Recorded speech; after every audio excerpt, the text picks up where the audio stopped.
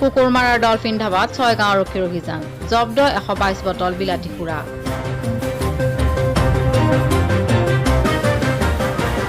ছয়গাঁও থানাৰ ভাৰপ্ৰাপ্ত আৰক্ষী বিষয়া কপিল পাঠকৰ নেতৃত্বত চলা অভিযানত ডলফিন ধাবাৰ কৰ্মচাৰী মন্টু দাসক আটক কৰে আৰক্ষীয়ে